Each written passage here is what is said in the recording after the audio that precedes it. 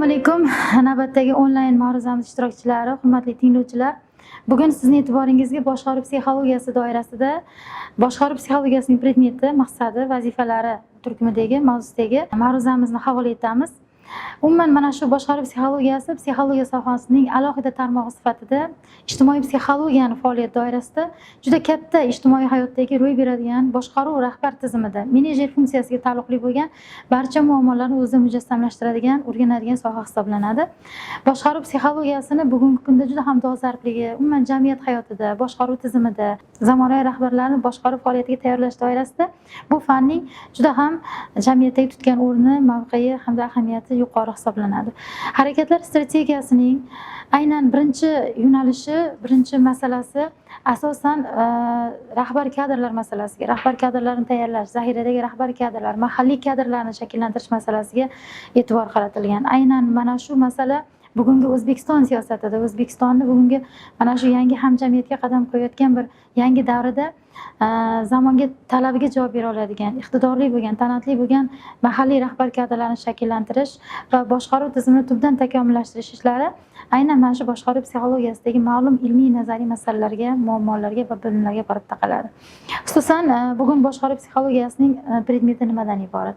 Boshqaruv psixologiyasining predmetini aynan boshqaruv tizimidagi rahbar-xodim munosabatlari tashkil qiladi. Ya'ni boshqaruv tizimida rahbar hamda bo'ysunuvchilar o'rtasidagi munosabatlar, ishni to'g'ri tashkillashtirish, qaror qabul qilish, boshqaruv jarayonini to'g'ri yo'naltirish hamda jamoadagi sog'lom psixologik muhitni shakllantirish, xodimlarga motivatsiya berish, ularni qayta ma'lum bir faoliyat doirasiga motivatsiyalash. Bular barchasi boshqaruv tizimining eng dolzarb bo'lgan masalalardan hisoblanadi.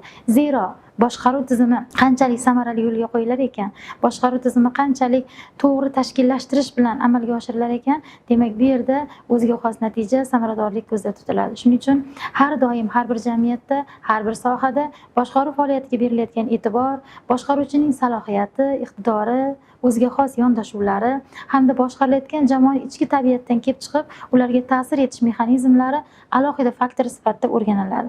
Boshqaruv psixologiyasining predmetini tashkil qiladigan asosiy mazmun shundan iboratki, boshqaruv jarayonidagi ro'y beradigan barcha holatlar, boshqaruvchi o'rtasidagi munosabatlar, boshqaruvning obyektiv va subyektiv masalalari boshqaruv psixologiyasining predmetini tashkil qiladi. Va bugungi kunda mana shu jamiyatimizdagi tubdan o'zgarishlar, inson omiliga ta'sir etish, inson omilini, inson resursini rivojlantirish, inson kapitalini yanada bir yuksaltirishga e'tibor qaratilayotgan bir davrda boshqaruv psixologiyasida o'ziga xos katta bir muhim bo'lgan vazifalar ham kelib chiqa boshladi va bu masalalarni amalga oshirishda, bu vazifalarni to'laqonli, to'g'ri yo'lga qo'yishda asosan har bir fuqarodan, u o'sha o'zini funksiyasini, xizmat doirasini bajarayotgan xodim bo'ladimi yoki bo'lmasa boshqaruvchi rahbar kadr bo'ladimi, barchasidan boshqaruvga taalluqli bo'lgan bilimlarga ega bo'lishni, boshqaruvga xos bo'lgan bir nazariy, ilmiy bir tajribani shakllanganlik darajasida faoliyat yuritishni taqozo qilar ekan.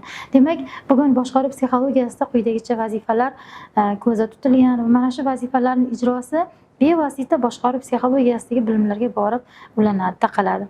Birinchidan, bugun mana shu jamiyatimizda katta bir islohotlar, katta bir o'zgarishlar, evrilishlar ro'y berayotgan bir davrda zamonaviy rahbar kadrlar shaxsini shakllantirish, zamonaviy rahbar kadrlarga xos bo'lgan bir qiyofani, imijni yaratish masalasi.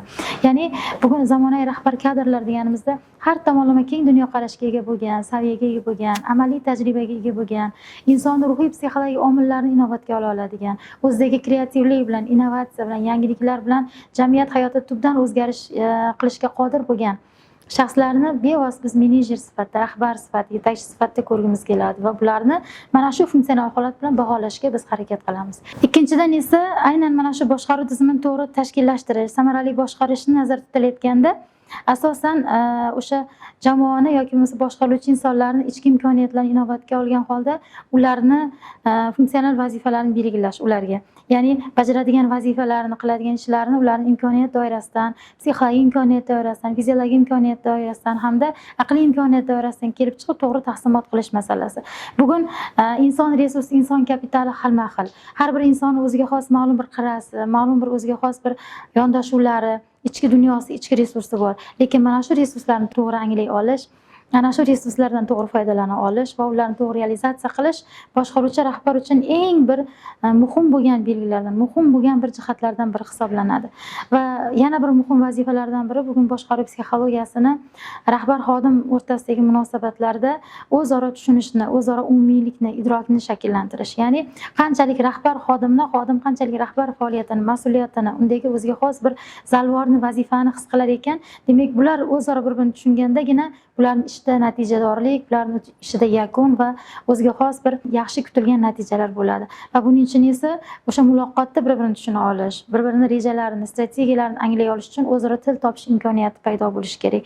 Bugun g'arb dunyosida rivojlangan davlatlarning aksarida boshqaruv faoliyatiga rahbarlarni, menejerlarni, liderlarni hamda bo'ysunuvchilarni, ya'ni xodimlarni ham, jamoani ham boshqaruv tizimiga tayyorlashga asoslangan maxsus shakllantirilgan trening guruhlari mavjud. Va mana shu trening guruhlari orqali jamoada faoliyat yuritish, jamoaning ichidagi o'rnatilgan qoidalarga amal qilish, jamoa bilan hamnafas harakat qilish, hamfikrlikda ishlash.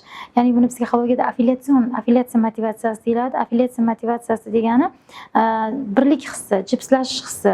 Ya'ni bitta maqsad sari teng qadamda harakat qilish imkoniyatini beradigan sa'y harakatlar tushuniladi. Va mana shu affiliatsion motivatsiyalarni ham rahbarga, menejerga, liderga, ham bo'ysunuvchilarga, xodimlarga, jamoalarga tushuntira olish, ularni mana shu jamoaning ichidagi harakatlarini, texnikalarini o'rgatish. Bular hammasi maxsus tashkillashtirilgan trening guruhlarining vazifalari hisoblanadi. Bu vazifalar esa boshqaruvni muammolarsiz, ziddiyatlarsiz, vaqt sarfisiz, o'tkazilgan ma'lum bir haligi energiya yo'qotishlarisiz yaxshi samarali boshqaruv tizimini tashkillashtirishga qaratilgan jarayonlar hisoblanadi. Va bugungi kunda mana shu korporativ muhitdagi faoliyat yuritishga asoslangan aksar jamoalarda aynan mana shu maxsus tashkillashtirilgan treninglardan o'tkazilgandan so'nggina jamoani jipslashtirishga qaratilgan, jamoadagi ma'lum bir mas'uliyatli vazifalarni berishga qaratilgan ko'nikmalar shakllantirib borilyapti. Navbatdagi vazifasi esa boshqaruv psixologiyasini bugungi kunda o'sha jamoalarda bir faoliyat maqsad sari harakatni asnosida yaratuvchanlikni paydo qilish, ya'ni kreativ bo'lgan, innovatsion bo'lgan, yangi g'oyalarga asoslanilgan bir faoliyatni yangi bir sahifasiga o'tish, o'zini faoliyat doirasiga yangiliklarni kirita olish, har kimdan boshqalardan tafovutlanadigan, farqlanadigan tarzda bir aytamiz kompakt deymiz, jipslashgan, uyushgan bir jamoani, bitta oilani tuzish va bu oila bilan birgalikda o'sha sohada kutilgan bir cho'qqi natijalarga erishish, sohani tubdan taraqqiyotiga hissa qo'sha oladigan bir o'zgarishlarni kiritish. Bularning barchasi bugun boshqaruv psixologiyasini oldiga qo'ygan mas'uliyatli vazifalardan biri hisoblanadi. Va boshqaruv psixologiyasida boshqaruvning obyektiv va subyektiv muammolari, masalalari ham qayd etiladi. Ya'ni boshqaruvning obyekti deganda bevosita o'sha boshqarilayotgan shaxslarga nisbatan qo'llanadigan jumlalar, ya'ni boshqaruvchini, bevosita ta'sir etuvchini, nazorat qiluvchini, qaror qabul qiluvchi shaxsini biz boshqaruvning subyekti deb olamiz. Ya'ni boshqaruv jarayonida rahbar boshqaruv jarayonining subyekti hisoblansa, obyekti esa bevosita o'sha ta'sirga yo'naltirilgan, boshqaruv ta'siriga yo'naltirilgan yoki bo'lmasa ijro vazifasi qo'yilayotgan jamoalar, xodimlar, bo'ysunuvchilar, bular hammasi boshqaruvning obyekti hisoblanadi. Va bundan tashqari boshqaruv psixologiyasida boshqaruvda subordinatsiya hamda koordinatsiya masalalari ham mavjud. Subordinatsion munosabatlar, koordinatsion munosabatlar. Bular barchasi boshqaruv jarayonining o'zida ijroda. Lekin mana shu ijrochilikka qaramasdan bularning bir-biridagi tafovutli xususiyatlari, qatlamli xususiyatlarida o'ziga xos farqni kuzatishimiz mumkin bo'lar ekan. Va bugun mana shu zamonaviy rahbarlarga qo'yilayotgan talablarni e'tirof etgan paytda shu narsani aytish kerakki, bugun rahbar shaxsidan inson sifatida ma'lum bir eng ijobiy bo'lgan fazilatlar egasi bo'lish taqozo qilinyapti. Bugun rahbardan intellektual jihatdan, aqliy jihatdan, salohiyat jihatdan mumkin qadar shakllanganlik, o'sha aqliy salohiyatning yuksaklik darajasi bilan namoyon bo'lish taqozo qilinyapti.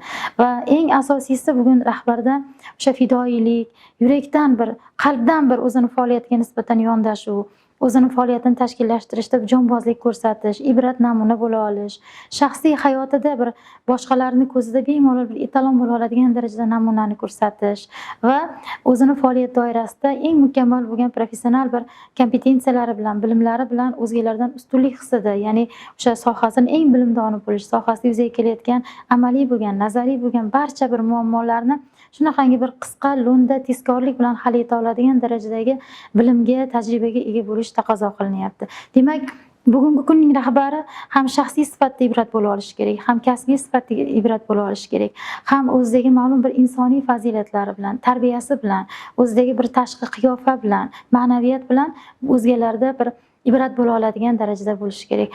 Barcha mana shu jihatlar bugungi rahbar shaxsiga qo'yilayotgan, bugungi boshqaruv psixologiyasida boshqaruvning o'sha subyektiv bo'ladigan rahbarning zimmasiga, uning siymosiga qo'yilayotgan talablardan biri hisoblanadi. Zero bugun boshqaruvsiz, boshqaruv faoliyatini to'g'ri tashkillashtirmasdan turib yoki bo'lmasa boshqaruvga yangi bir yangilik bilan, yangi ko'z, yangi talab bilan qaramay turib, bugun boshqaruv tizimining samaradorligini yoki boshqaruv faoliyatida o'sha sohani natijasidagi o'ziga xos yangiliklarni hech qachon tasavvur qilib bo'lmaydi. Demak, bu esa bugun boshqaruv psixologiyasi fanlar tizimida, umuman mana shu jamiyatda, ijtimoiy hayotda o'zgacha bir katta bir vazifani bajara oladigan, juda katta bir mas'uliyatli bir muammolarni hal qilishga qaratilgan masalalardan biri hisoblanadi.